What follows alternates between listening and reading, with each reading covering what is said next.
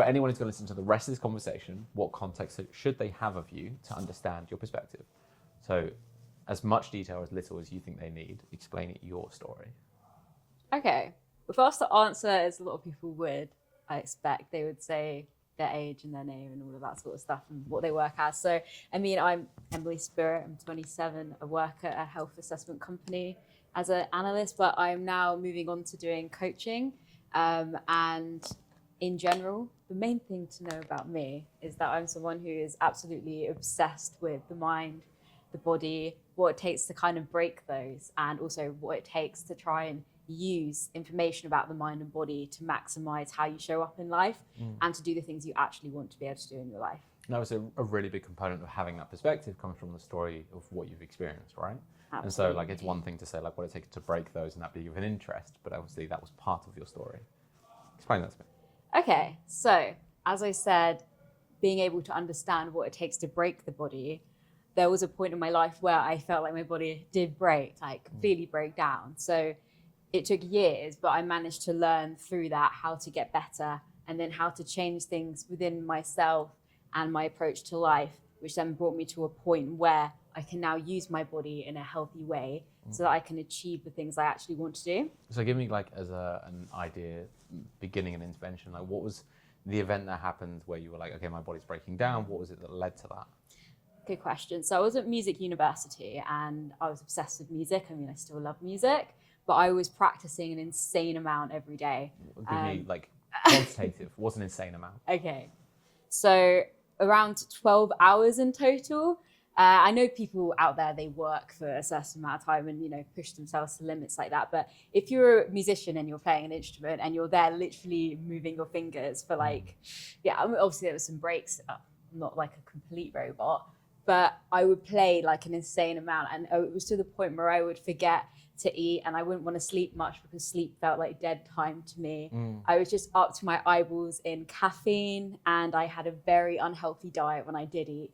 And very all or nothing thinking. And this kind of went on for quite a few months until it got to a point where I just completely broke down. And that kind of like drive that I had that kept me going, my body just couldn't do it anymore. And kind of fell into a complete state of nothingness for a long time and lots of illness and pain. And I couldn't produce anything.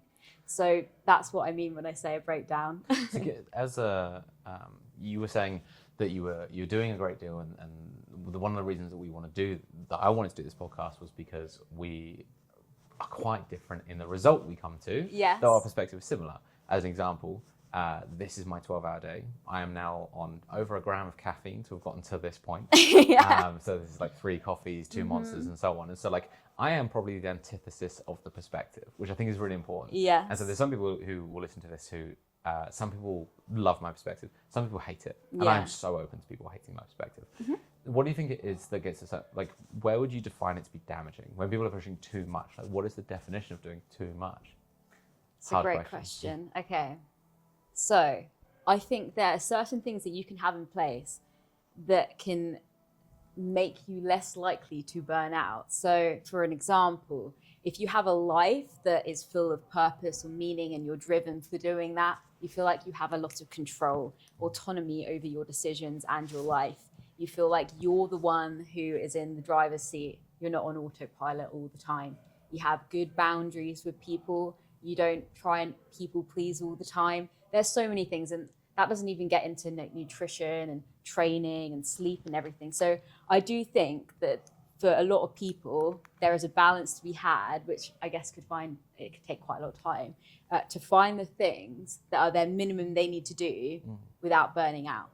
So, and there's a term there that like it's used all the time, colloquial language of saying burnout, right? Yeah. Now, one of the reasons that I have such a pushback against the term burnout is because it's used so often, so poorly.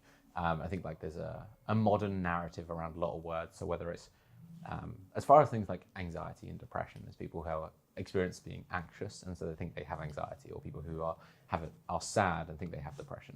I view burnout really similarly, of someone who views tired and then defines it as burnout. And so this is very frequent in my perspective of being like, okay, well, I've had a day where this morning I am very tired and it's very hard to get to work. And I'm like, but if I choose to, I will continue. my worldview, not always good. My worldview cracks under experience like yours that actually led to you being hospitalized. All right. So like there's a very big difference between what most people call being burnt out and the real version of burnt out. So where do you see the distinction? Because this is probably something we agree on, but we come from a different perspective. Okay, so the definition of burnout, and I suppose that can vary. For me, it would be where you feel like every part of energy that you possibly could have had is just completely ripped from your body. You cannot do the things, or do not want to do the things that once brought you joy. I mean, this is the kind of relation to depression in that sense. And you don't have the things that you used to have to give. I think for some people, it can be that kind of, they are still operating at a super high level and they are trying to meet all of their things in their life, but they're just not quite getting there. But I think that true burnout, when you reach the point where your body literally is like, no, I think that is where almost you have the spark in you and it's just completely gone. And it's like your actions do not match the person that you thought you were before you burned out. Like that. Good definition. Hard to do on the spot as well. And one of the reasons so I think I've experienced being burnt out truly like once in my life. A bit more of a story. So when I did my first degree in psychology, and then I wanted to work into rehab. Very big shift move. And to do the degree, I've told the story on this podcast before, but to do the degree, you had to pass an exam, BASRAT exam. And in order to do that, the expectation was you've done a degree similar. I obviously hadn't. And so when I applied, they were like, you can't do this course. And I was like, no, but I'll pass. And they were like, you have not done a degree. You need at least 3 years education to pass this thing. This is a week before the exam. And I was like, I will pass it. Like, let me do the thing. And so they let me do the thing. For that week, I studied every minute of every day. I slept for maximum 3 hours a day, where it's just like, that's all I would do. And it was like every waking second was working. Barely ate. I had a girlfriend at the time who was very good and looked after me. She brought me food a couple of times. So like that day's intake would be a can of Pringles. That'd be my whole food for the day. And it's like otherwise work. Was that her that brought you the Pringles? Yeah, it was the only thing I'd eat. Otherwise I wouldn't eat. So that was like every minute of the day. Did the exam. Exam lasts a week. So every day you're doing a module. So effectively like several months of education in a day of the exam.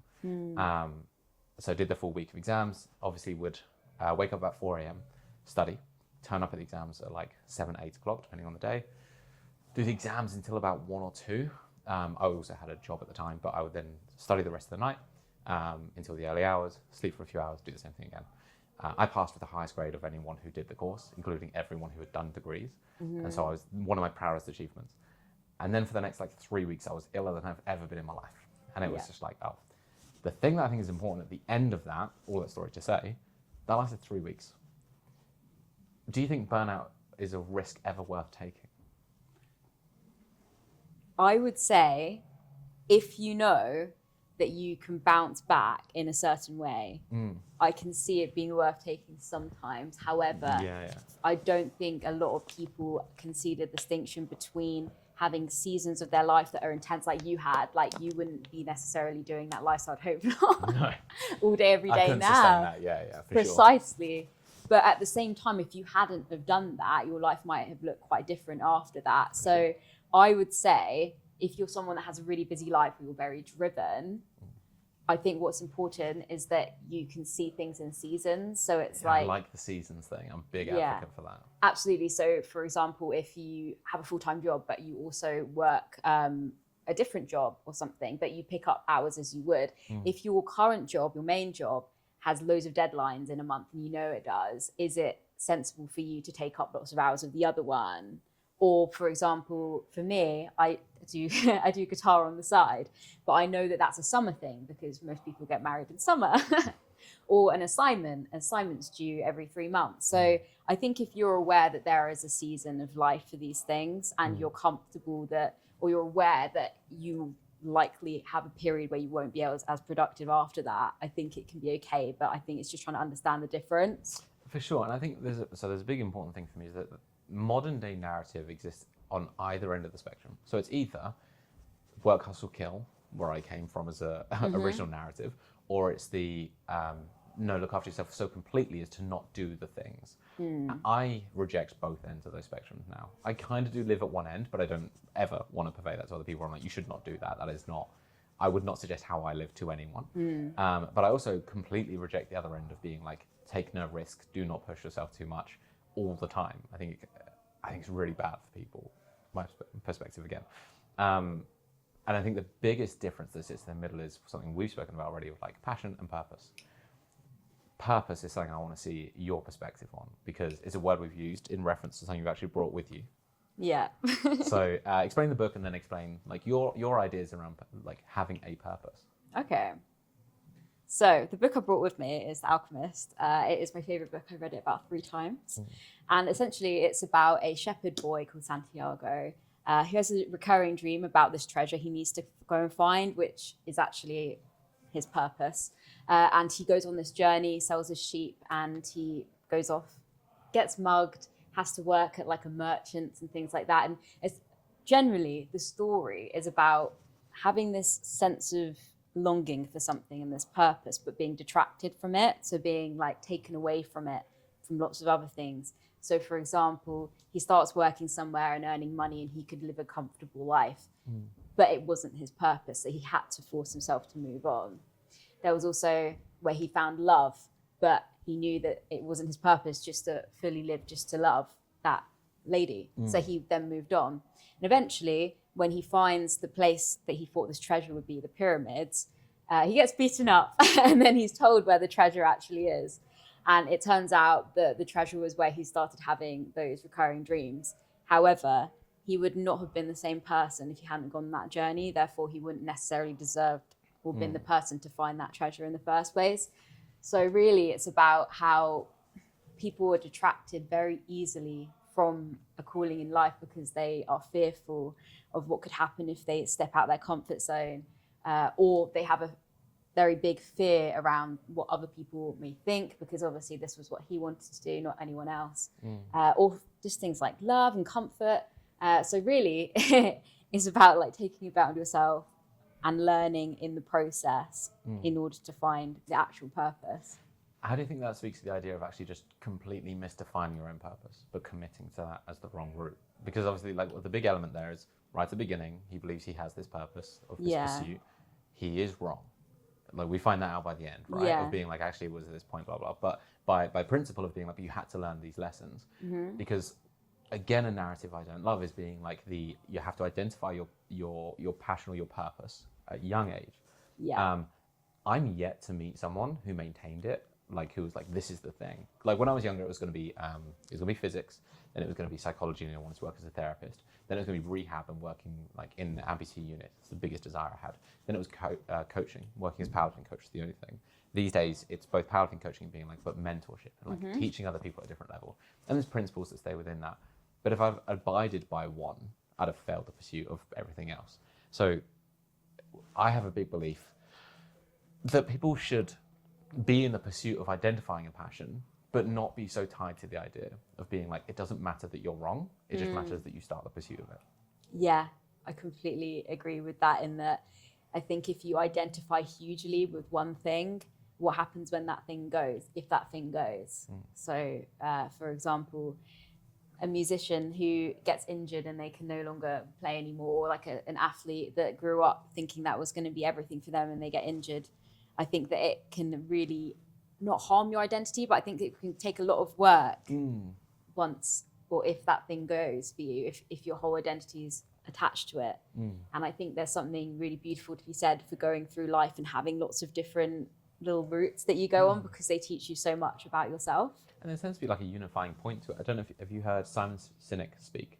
Yes. Okay, so Simon Sinek is the devil on my shoulder to the Alex Hormozy on the other. Oh, right, okay. And so this idea of like finding your why. And I think that normally what people get wrong is they have this idea of a passion, and it's, the purpose. 2 words keep using synonymous, but they're not. But having a purpose of being this thing, and they take quite a broad statement piece, being like, oh, it's this, but actually it's a core principle of that thing.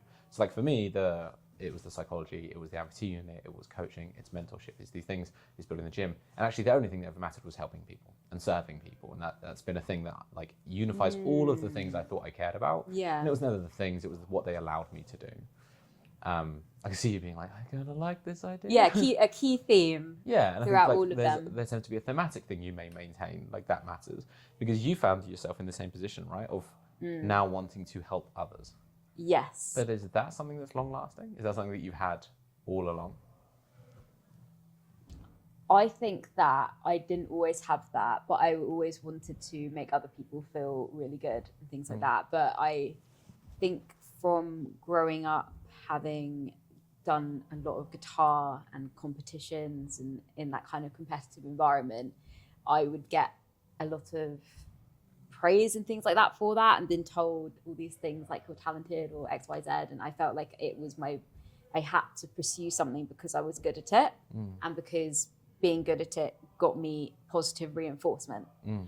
However, it was only when I got very ill and then I found my way back to being well that I thought I could completely see being able to help other people with this, because like there were so many times where if I hadn't have had the help maybe of other people or found something within myself that was really hard to find, like I don't know what my path would have been like. So I think that whole journey just taught me that the absolute purpose of my life is to be able to help people, and to be able to help people in a way that helps them do what they want to do in their life.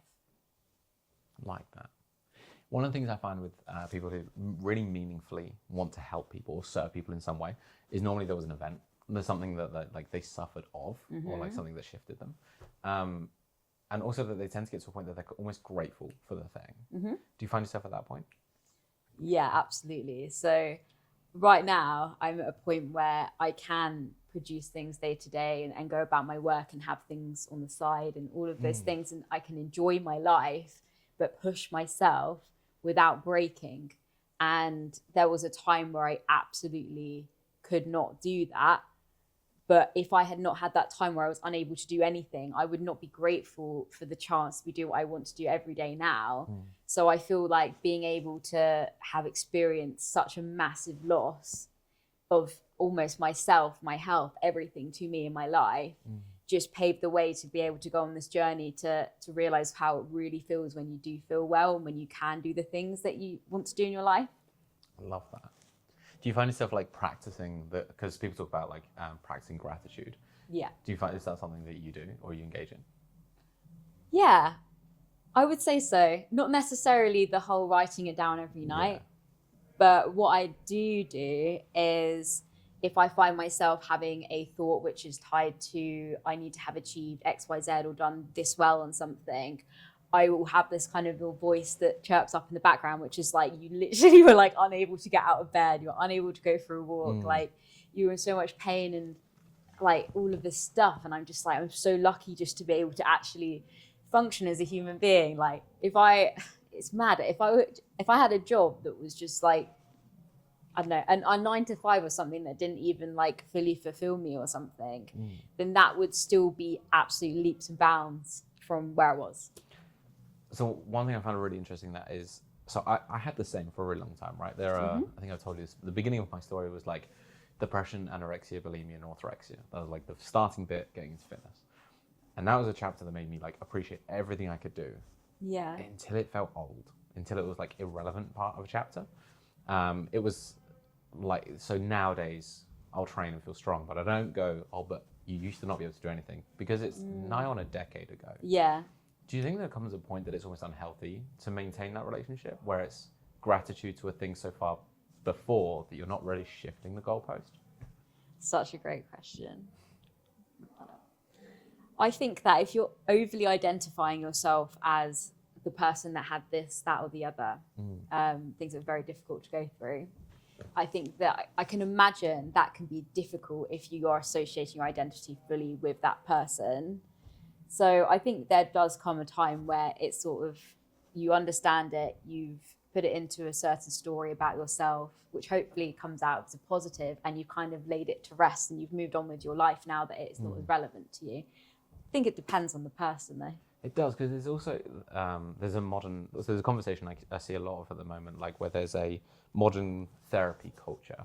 And not that that's inherent, like I have great love for therapy. I think it served me really, really well. I was in therapy for a year, thought it was phenomenal.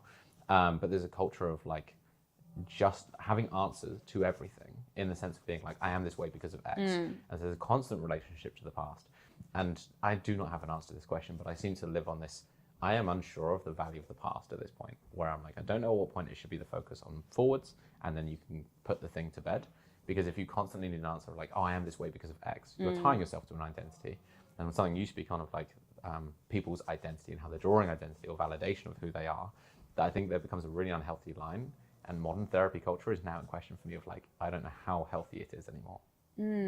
That's interesting. Do you feel like part of that stems from trying to constantly think your way out of things rather than being? What I found in therapy, so the reason I stopped therapy is because I was like, I don't need any more answers. And I was like, so there were certain things where I was like, I need to figure out where I'm at in myself. Yeah. And she was like, what do you think like a young you would say? I was like, I don't care. He was a child. Like, I don't need a conversation with it.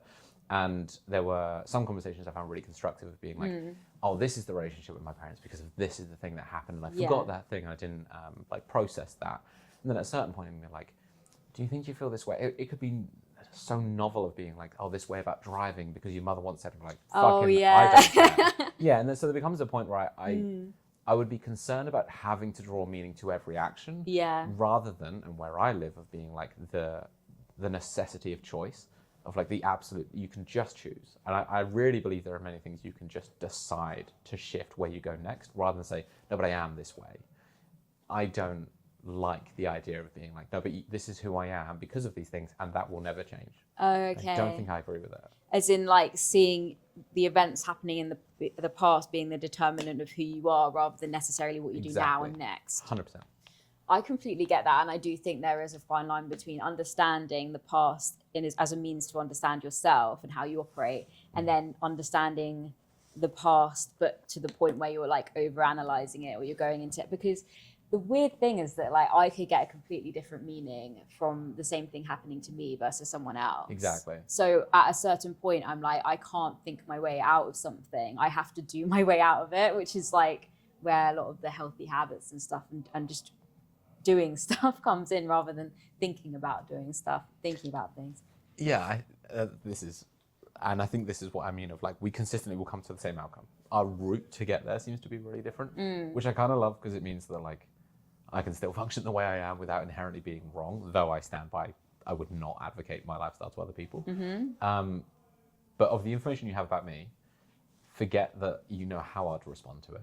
What advice would you give someone like me? Someone who is pushing as hard as possible, working silly hours, and it is nigh on a decade of the same thing. What is not either the advice or the conversation you would want to have? I would say understand and draw the lines that you need to stop yourself from getting to a point where you are burning out. And I would also wonder, like, what it is you're doing every day that drives you so much, because I think that's incredible if you want to work those amounts, and it's not someone over your shoulder being like, you must work this amount. So I think ultimately, I think it's deciding the things in your life that give you energy and that take away your energy, and trying to, where you can, stick to them. And if you can't stick to them, having the absolute minimum action that you can stick to. And so the last question I want to ask you, is there other things that you specifically wanted to discuss? Because I have a question. No. Okay, cool. Within a lot of this, because actually there's two, and one that would take too long to get into, because we're talking about like the thing we want to do and serving other people, and I want to know at what point that responsibility ends, of like, is there for you a boundary to that? Because I see the capacity to help as a responsibility to help. It's kind of one of the driving things behind me, of like, I'm capable, therefore responsible. And so how I feel is not overly relevant to that conversation. Within DPD, my coaching brand, the motif of it is effectively athlete first, which means like, above all, we make sure that they get the service they absolutely need. Yeah. And so if we're like, oh, but I'm busy, no one fucking cares. The athlete gets the best experience.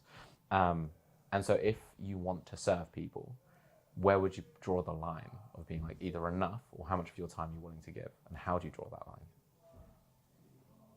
I think, it's a fucker of a question, right? Yeah. Time will only tell. But for me, I have it so deeply ingrained in me now that because I'm going to be doing what I absolutely love to do, which is help people, I'm almost satisfied now with the process of helping people.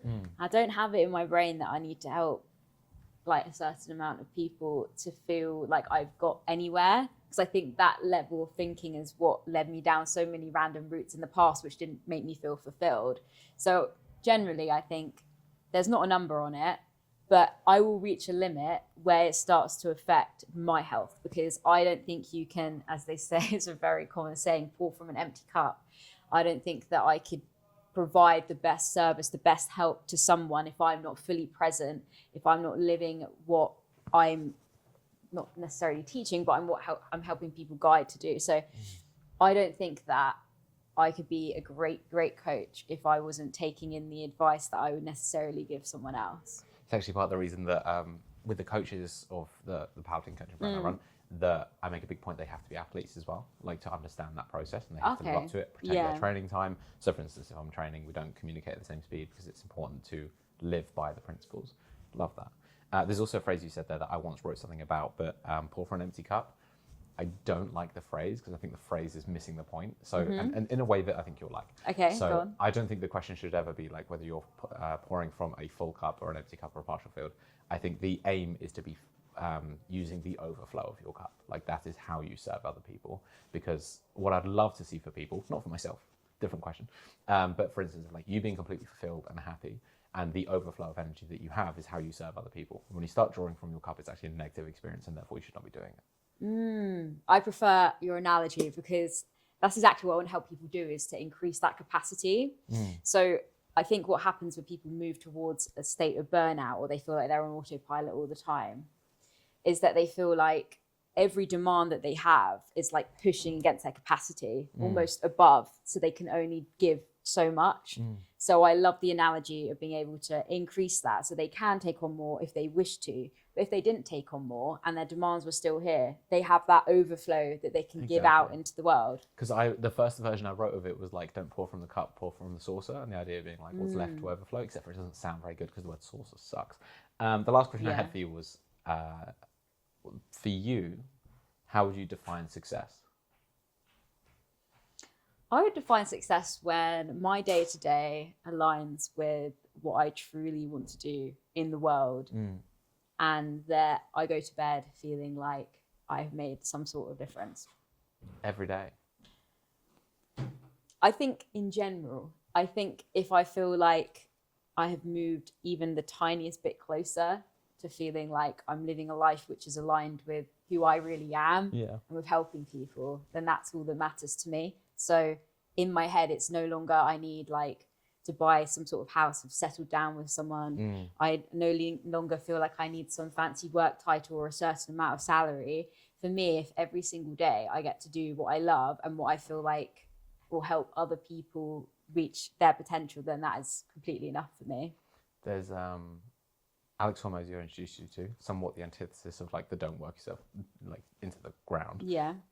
There's a sentence he uses which is like that his definition of success is taking your ideal day and living as many of those as you can in a row. In principle, the same thing. And again, same outcome, very different route. Yeah. Love that.